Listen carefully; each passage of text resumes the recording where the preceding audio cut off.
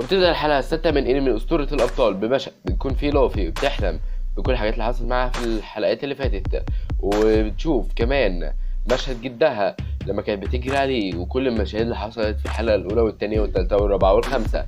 كل الحلقات اللي فاتت كانت بتحلم بمشاهد منها، وكمان بتشوف قصادها البطل الإمبراطوري وبتصحى مخضوضة وهي متضايقة زي ما عرفنا المرة اللي فاتت. وبينتهي المشهد الأول على كده. وقبل ما نبدأ الفيديو ما تنساش اللايك والاشتراك في القناة وتفعيل زر الجرس عشان يوصلك كل جديد. وما تنساش الحلقة اللي جاية هتنزل برضك يوم الحد، كل يوم حد يا جماعة هنزل لكم الحلقة الجديدة، فاشترك في القناة وفعل زر الجرس عشان يوصلك كل جديد. فما تنساش تحط لايك او ديسلايك لو عجبك او ما عجبكش الفيديو.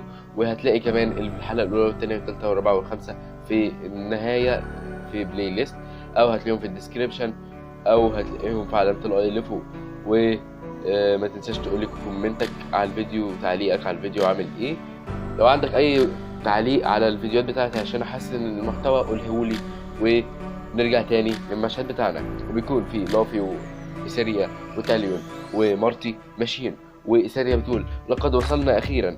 وبعد كده بنشوف واحد، والواحد دوت بيكون اسمه ريكتال اراندول دوت بيقعد يكلمهم ويقول لهم اليغر الشماليين لهم سمعة كبيرة في هذه البلاد.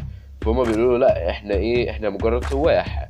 وبعد كده هو بيقول لهم ان اليغر الشماليين لهم سمعة سيئة 100%. وبعد كده بننتقل، فاكرين دوت مين؟ اللي هو لوفاس البريا بيكلم واحدة، وهي بتاعت الكبيرة بتاعت الجنود بتوعه، وبتقعد تكلمه وبيقعد يكلمها ويقول لها احسنتي. وهو بيقول لها ان اي مساعدة واي استشارة عايزة تستشيره فيها تجيله هو علشان هو هيقدر يفيدها. وبتقول له انها عايزة نصيحة دلوقتي، وبتقول له ايها الحاكم العام كيف ستلعب اوراقك ضد شمال امبريا؟ بيقول لها الجواب سهل للغاية. بعد كده بيقعد يتكلم معاها وبينتهي المشهد دوت على كده. وبنرجع تاني للافي وسيريا وتاليون ومارتي، ويبقى الشخص اللي بيكلمهم بيقول لهم انه هياخدهم معاه بهدوء، فهم بيقوم بيعترضوا. وهو كمان بيقول لهم ان لافي جدها وينسنت، فهو بيقول لها انك لافي وينسنت.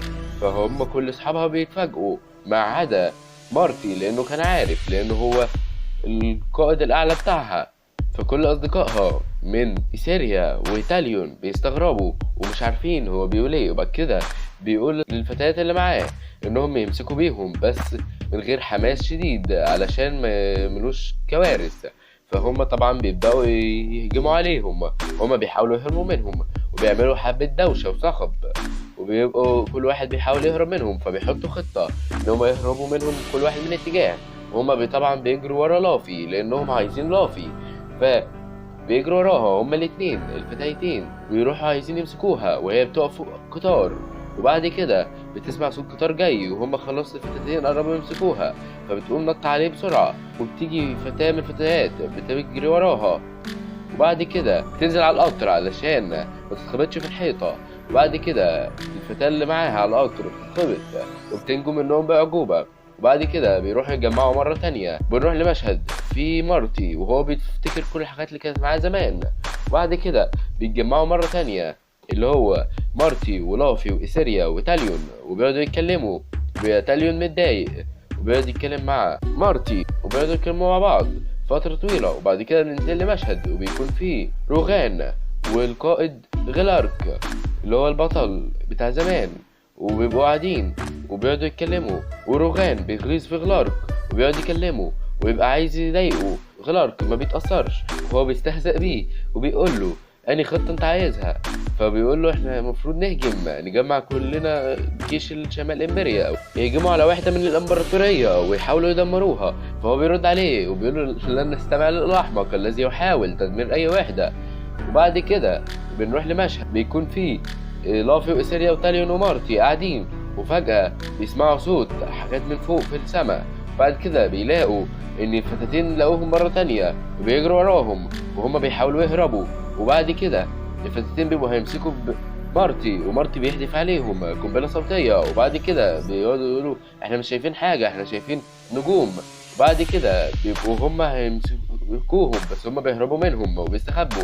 فمارتي بيقول للي معاه هيعمل نفسه طعم ويضحي بنفسه من اجلهم بس هما يهربوا. فلافي ما بترضاش وبتبقى هي اللي عايزة تخرج وتواجههم. بس مارتي بيقول لها لا، وبيخرج هو. وبعد كده بيبقى هو اللي مسكوه فتاتين وهما بيهربوا. بعد كده بيسمعوا صوت فرقعة، وبيبقى هو مارتي، وبيبقى هما خايفين عليه. بس لافي بتبقى عايزة ترجع، بس اللي معاها يوسيريا وتاليون بيقولوا لها لا ما نرجعش، هو طلب مننا ان احنا نهرب، فاحنا نهرب ونسمع كلامه. وبعد كده وهما بيهربوا بيبقى مارتي خلاص رصاصه خلص، وبيبقى خلاص استسلم وقال لهم انا قد استسلمت، هيقبضوا عليا. وبعد كده هو بيبقى اللي معاهم، اللي مع الفتاتين، بيقولوا انا عارف انك عملت كده وعملت نفسك طعم عشان تهربهم. وبيقولوا بس هم هربوا، لافي وسيريا وتاليون. فبيرد عليه ويقول له لا ما تفتكرش ان هم هربوا. وبعد كده بنروح لمشهد بتكون فيه لافي في القطار، وبتقعد تقول ماذا يجب علي ان افعل وماذا سيحدث بعد الان. وبينتهي الحلقة على كده. وطبعا بتنتهي في مكان المفروض ما تنتهيش فيه يا جماعة. كل الانمي من اوله وهو عمال ينتهي في مشاهد المفروض ما ينتهيش فيها. بس طبعا لو وصلت النقطة دي ما تنساش اللايك والاشتراك في القناة وتفعيل زر الجرس عشان يوصلك كل جديد، وتقول لي رأيك في الكومنت. وطبعا الحلقة الأولى والثانية والثالثة والرابعة والخامسة هتلاقيهم في الديسكريبشن، في قائمة التشغيل هتلاقيهم في الديسكريبشن، وهتلاقيهم في علامة الاي، وهتلاقيهم في نهاية الفيديو اللي هي بعد كام ثانية. وطبعا ما تنساش لايك او الاشتراك، وقول لي رأيك في الكومنت، واشوفك في فيديو جديد. يلا سلام.